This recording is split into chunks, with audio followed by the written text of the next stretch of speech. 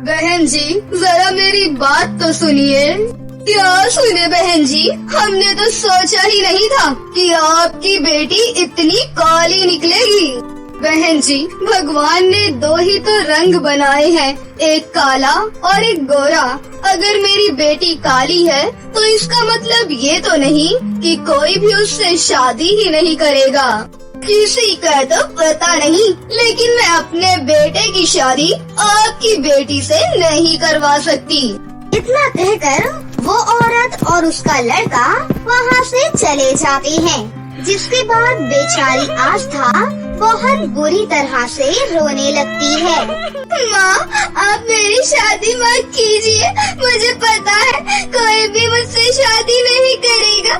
मैं इतनी काली हूँ कि किसी को भी पसंद नहीं आने वाली।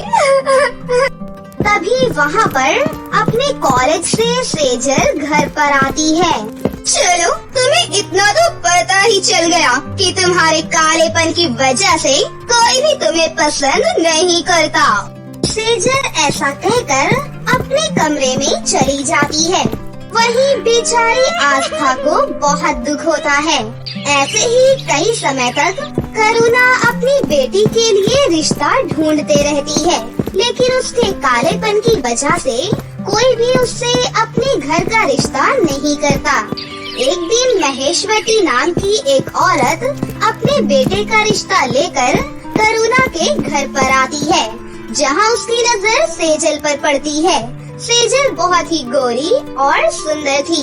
इसी के चलते महेश्वती कहती है, बहन जी, मेरे दो बेटे हैं। मैं सोच रही थी कि क्यों ना आपकी दोनों बेटियों से अपने बेटों की शादी करवा दूं, क्योंकि मुझे आपकी दोनों ही बेटियां बहुत पसंद आई है।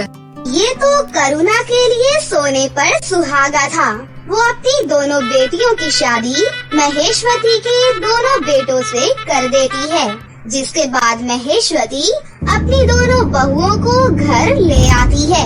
लेकिन इस बात से सेजल को बहुत ऐतराज था कि उसे अपनी बहन जरा भी पसंद नहीं थी, जिसके चलते वो जब अपनी सास को अपनी बहन से बहुत प्यार से बात करते हुए देखती है तो उसे बहुत गुस्सा आता है। ज्यादा ही पसंद आ रही है मेरी सास को मेरी काली कलूटी बहन। इसे तो बहन बोलते हुए भी मुझे शर्म आती है। इसको कुछ तो करना ही पड़ेगा। इस ससुराल पर सिर्फ और सिर्फ मेरा ही हक होना चाहिए। फिर क्या था, उस दिन के बाद से सेजल अपनी सास के कान भरना शुरू कर देती है। वो अपनी सास को अपनी बहन के ही खिलाफ भड़काती है, जिसके चलते महेश्वती अपनी काली बहू को उल्टा सीधा सुनाने लगती है। जब देखो काम चोरी करती हो, तुम्हें और कोई काम नहीं है क्या? अरे अभी तक घर की साफ सफाई भी नहीं हुई है, नाश्ता भी नहीं बना हुआ है, ऊपर से घर में पूजा भी नहीं हुई है। माँ जी, आज मेरी तबीयत बहुत ज्यादा खराब थी और रोजाना तो मैं काम करती ही हूँ। एक दिन क्या सेजल काम नहीं कर सकती? देखा माँ जी, कितना भी काम कर लूँ, दीदी को तो लगता है कि मैं बिल्कुल भी काम नहीं करती हूँ। सेजल बिल्कुल सही कहती थी तुम्हें। हम दोनों से बहुत ज्यादा चिढ़ है तुम्हें, क्योंकि तुम बहुत ज्यादा काली हो। अरे ऐसी बहू मुझे चाहिए ही नहीं। चल अभी के अभी इस घर से बाहर निकल। महेश्वती उसका हाथ पकड़ती है और उसे घर के दरवाजे से बाहर निकाल देती है। इसके बाद वो घर के दरवाजे को बंद कर देती है। माँ जी, दरवाजा खोलिए माँ जी, मैं कहाँ जाऊँगी माँ जी? लेकिन फिर भी उसकी सास उसकी एक नहीं सुनती। उन दिनों आस्था का पति आयुष्मान भी गांव से शहर नौकरी के सिलसिले में गया हुआ था।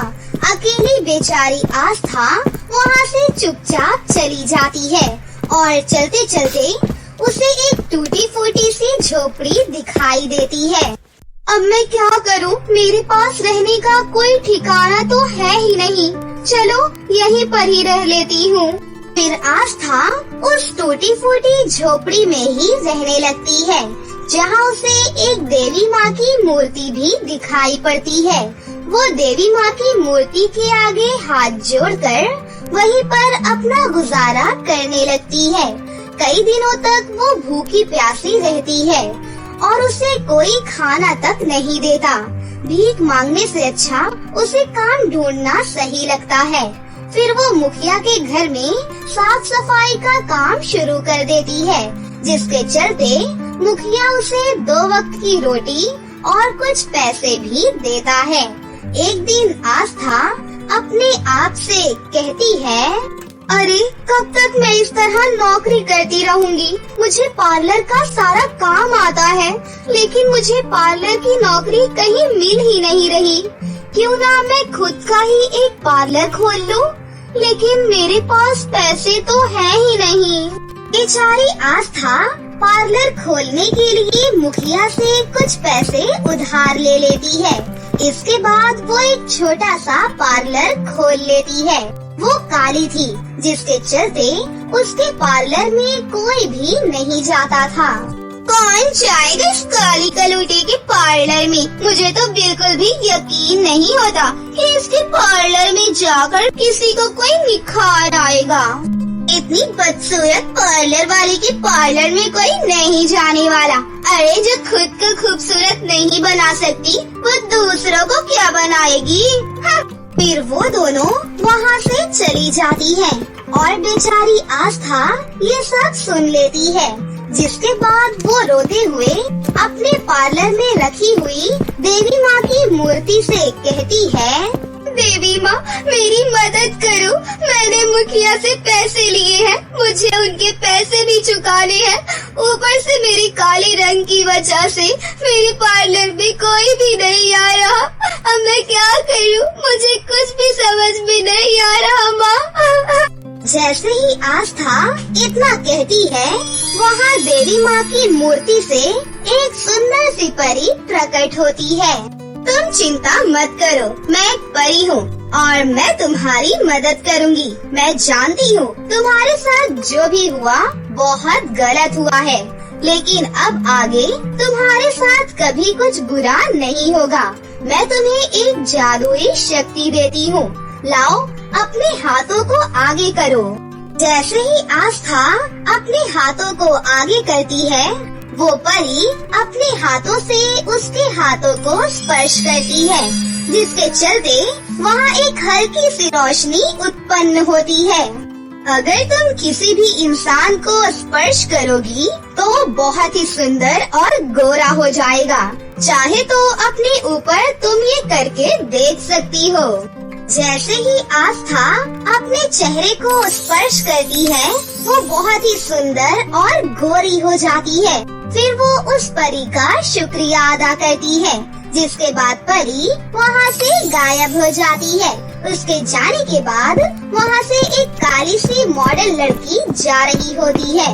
वो आस्था का ब्यूटी पार्लर देखकर उसके ब्यूटी पार्लर में आती है और कहती है, देखो मेरा कोई अच्छा सा मेकअप कर दो, जिससे मैं थोड़ी गोरी सी नजर आऊं। आज मेरा एक फंक्शन है, मुझे उसमें बहुत सुंदर दिखना है। अनुष्का ऐसा कहकर कुर्सी पर बैठ जाती है, जिसके बाद आस्था एक क्रीम लेकर अनुष्का के चेहरे को स्पर्श करती है। इतना करते ही वो बहुत ज्यादा सुंदर और गोरी हो जाती है। जब अनुष्का अपने आप को शीशे में देखती है तो वो हैरान ही रह जाती है।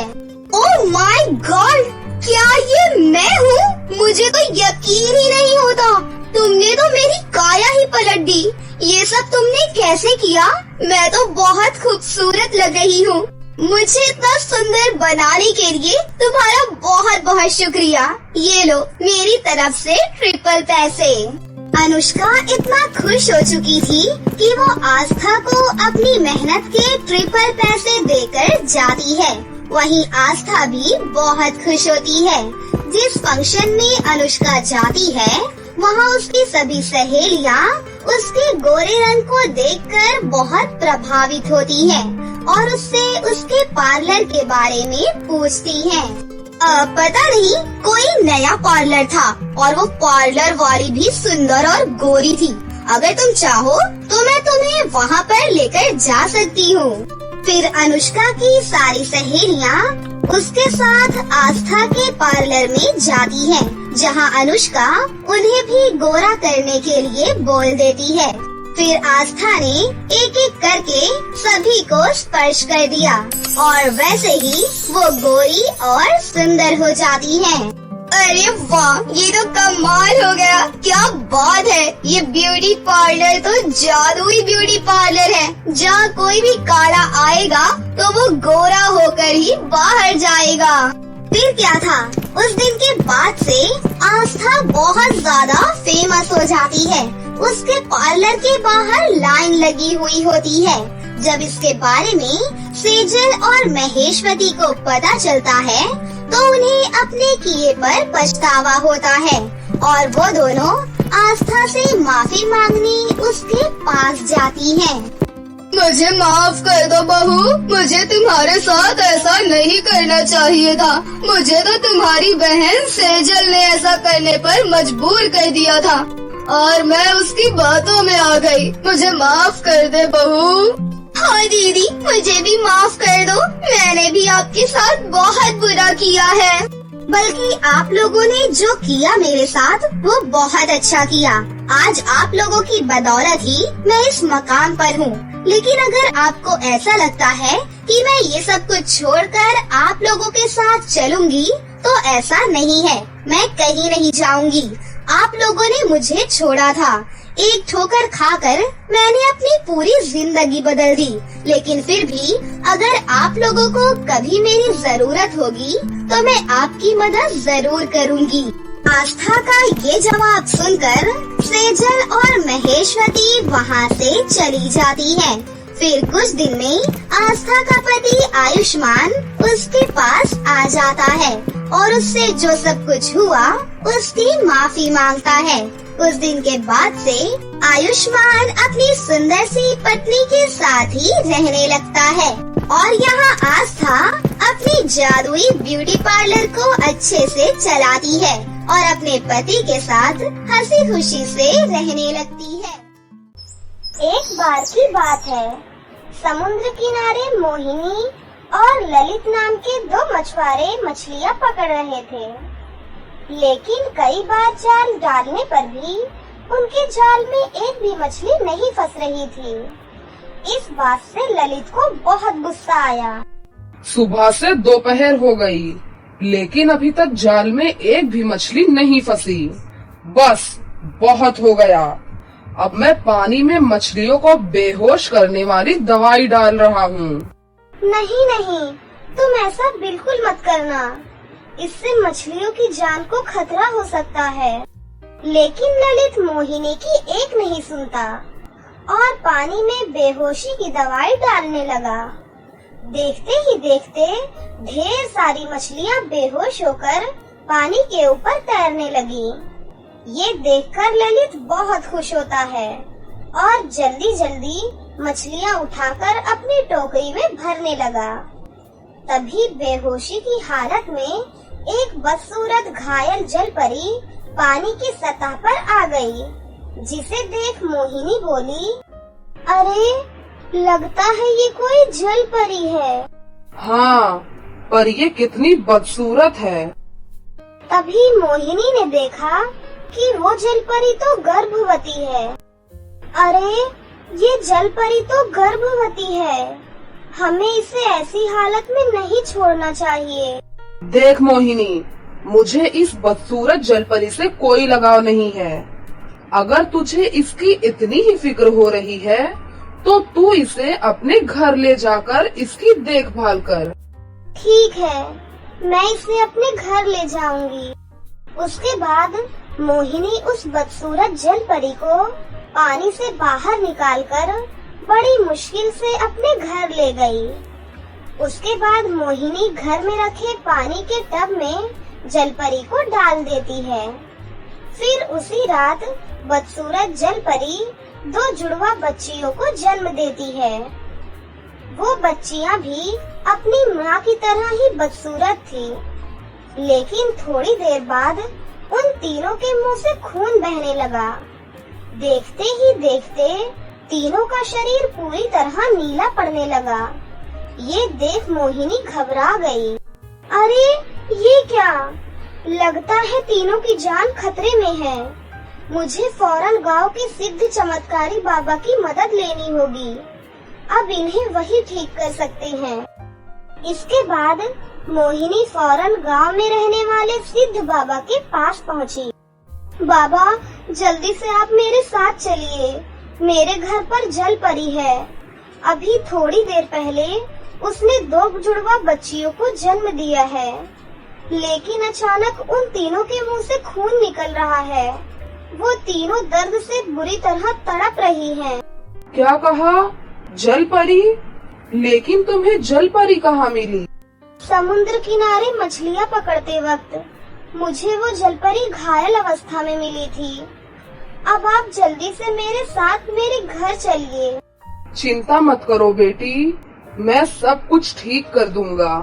चमत्कारी बाबा कुछ पुड़िया अपने झोले में रखकर मोहिनी के साथ उसके घर जा पहुँचे। फिर बाबा अपनी पोटली से एक पुड़िया निकालकर उस टब में डाल देते हैं और देखते ही देखते टब के पानी का रंग लाल हो गया। अरे, ये पानी का रंग लाल क्यों हो गया? घबराओ नहीं, सब कुछ ठीक हो जाएगा। ये जादुई लाल रंग तीनों को बिल्कुल ठीक कर देगा। थोड़ी देर बाद जलपरी और उसकी बच्चियाँ बिल्कुल ठीक हो गयीं। हमारी जान बचाने के लिए आप दोनों का बहुत बहुत शुक्रिया। कोई बात नहीं, अब तुम पूरी तरह से ठीक हो गई हो। अगर तुम कहो तो हम तुम्हें ले जाकर समुद्र के पानी में छोड़ देंगे। नहीं नहीं, अगर मैं दोबारा समुद्र में गई तो मेरी सौतेली बहन मेरी जान ले लेगी। ये तुम क्या कह रही हो? क्या तुम्हारी सौतेली बहन ने ही तुम्हें घायल किया था? हाँ, दरअसल मैं एक सुंदर जलपरी थी। मेरी सौतेली बहन मेरी सुंदरता से बहुत जलती थी। कुछ महीनों पहले मेरी शादी समुद्र के सबसे सुंदर जल पुरुष से हुई थी। मेरी सौतेली बहन को ये बात बिल्कुल भी अच्छी नहीं लगी। फिर उसने एक दिन जंगल में रहने वाले एक राक्षस के साथ मिलकर काले जादू की शक्ति से मुझे एक बदसूरत जल परी में बदल दिया। वो तो मेरी जान लेना चाहती थी, लेकिन किसी तरह मैं अपनी जान बचाकर वहाँ से भाग निकली। ये तो तुम्हारे साथ बहुत बुरा हुआ, लेकिन तुम डरो मत। चमत्कारी बाबा के रहते तुम्हारा कोई कुछ नहीं बिगाड़ सकता। हमें फौरन राक्षस को पकड़ना होगा, क्योंकि वही राक्षस इस काले जादू के असर को खत्म कर सकता है। फिर देर किस बात की? बाबा चलिए उस राक्षस को जंगल में ढूंढते हैं। फिर अगले दिन मोहिनी बाबा के साथ उस राक्षस को ढूंढने जंगल की ओर गई। पूरे दिन जंगल में भटकने के बाद भी उन्हें वो राक्षस कहीं नहीं दिखाई दिया। दोनों निराश होकर वापस अपने गांव लौटने लगे, लेकिन तभी अचानक उन्हें रास्ते में एक औरत के चिल्लाने की आवाज सुनाई दी। अरे अरे, कोई बचाओ मुझे, बचाओ, वरना ये राक्षस मुझे खा जाएगा। बहुत दिनों बाद आज मुझे इंसानी मांस खाने को मिलेगा। जैसे ही राक्षस की आवाज मोहिनी के कानों में पड़ी, वो चौंकते हुए बोली, बाबा, लगता है हमारी तलाश खत्म हुई। चलो चलकर राक्षस को पकड़ते हैं। हाँ चलो, ये वही राक्षस है जिसे हम ढूंढ रहे थे। उसके बाद वो दोनों फौरन उस जगह पर पहुँचे। तभी बाबा ने अपने झोले में से एक पुड़िया निकाली और उस राक्षस के ऊपर मंत्र पढ़कर फेंका। देखते ही देखते दुष्ट राक्षस रस्सियों में बंध गया। छोड़ो मुझे, ये तूने अच्छा नहीं किया। मैं तुम दोनों को कच्चा खा जाऊंगा। चुपचाप मेरी बात मान और मेरे साथ चल, नहीं तो मैं इस जादुई भस्म से तुझे जलाकर राख कर दूंगा। इतना कहकर चमत्कारी बाबा ने अपने झोले में से एक जादुई भस्म निकाला और जमीन पर रखे पत्थरों के ऊपर फेंका। वो पत्थर बुरी तरह जलने लगे और थोड़ी देर में विस्फोट के साथ उन पत्थरों के टुकड़े टुकड़े हो गए।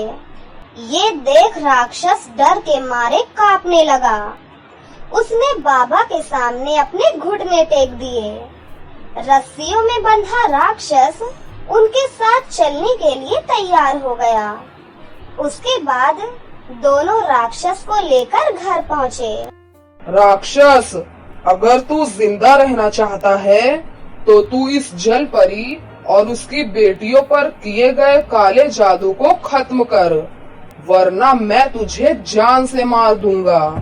देखो, मैं इन तीनों को पूरी तरह ठीक कर सकता हूँ, लेकिन इस जल परी की सौतेली बहन ने मेरे पास रखा हुआ जादुई गुलाबी हीरा चुरा लिया है।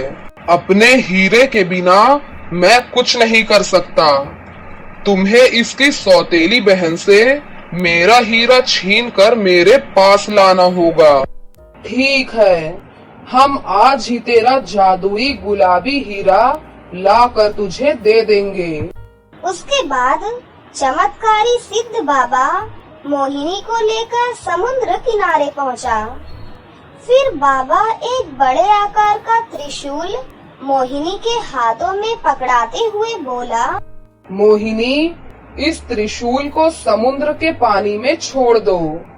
जल परी की सौतेली बहन जहाँ भी होगी, ये उसे ढूंढकर पकड़ लेगा। उसके बाद मोहिनी ने पूरी ताकत से उस त्रिशूल को समुद्र में फेंका। त्रिशूल तेज रफ्तार से समुद्र की गहराइयों में चला गया और थोड़ी देर में जल परी की सौतेली बहन को ढूंढकर रस्सियों से जकड़कर समुद्र किनारे ले आया। तभी बाबा ने तुरंत ही उस जल परी के पास मौजूद गुलाबी हीरा छीन लिया। तूने उस मासूम जल परी को बहुत परेशान किया है। अब मैं तुझे तेरे किए की सजा दूंगा। इतना कहकर चमत्कारी बाबा ने उस जल परी को एक बदसूरत मेंढकी में बदल दिया। अब तुम इसी रूप में समुद्र में भटकती रहोगी और दोबारा कभी भी जल परी नहीं बन पाओगी। उसके बाद मोहिनी और बाबा गुलाबी हीरे को लेकर राक्षस के पास पहुँचे। अपने जादुई गुलाबी हीरे को पाकर राक्षस बहुत खुश होता है। उसके बाद वो गुलाबी हीरे की शक्ति से बदसूरत जल परी और उसकी बेटियों को काले जादू से मुक्त कर देता है। अब जल परी और उसकी बेटियां तीनों बहुत ही खूबसूरत दिख रही थीं। उसके बाद राक्षस उनसे माफी मांगकर वापस जंगल में लौट गया। इस तरह सब कुछ ठीक हो गया। जल परी मोहिनी और बाबा का धन्यवाद करके अपनी बेटियों के साथ समुद्र में अपने पति के पास वापस चली गई और अपने परिवार के साथ खुशी खुशी रहने लगी।